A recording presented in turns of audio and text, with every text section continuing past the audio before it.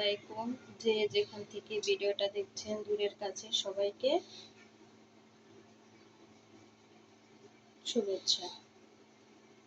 তো আজকে আমি রান্না করব কাঁচা টমেটো গাছের থেকে নিয়ে আসা হলো, সাথে বেগুন আর ছোট আলু দিয়ে পুতুম মাছ দিয়ে রান্না করব। এই যে আমার পুতুম মাছ। তো আপনারা ভিডিওটা দেখতে থাকুন। এর সাথে আমি কি কি দিব তো দেখুন।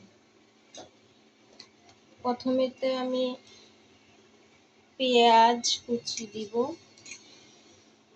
তারপর দিব কাঁচামরিচ, ধনেপাতা, একটু আদা রসুন বাটা দিব, একটু ধনিয়ার গুঁড়া দিব, একটু জিরার গুঁড়া দিব, একটু হলুদের গুঁড়া পরিমাণ মতো। এখন দিব মরিচের গুঁড়া,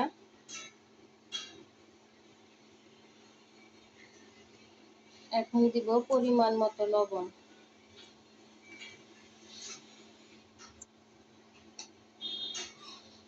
এখন আমি দিব তেল। এখন এটা আমি ভালোভাবে মাখাবো।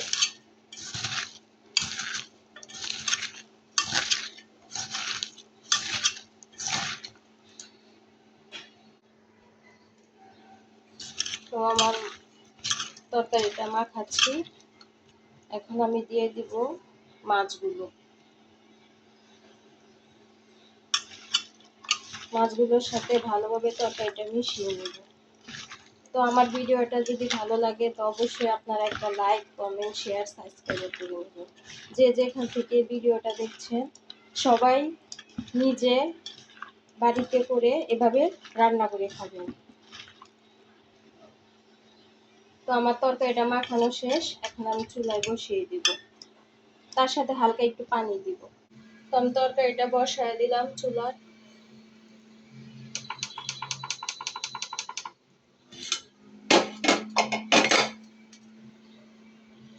চুলায় বসিয়ে দিলাম, এখন আমি ঢেকে দিব। এই যে আমার তরকারিটা হচ্ছে।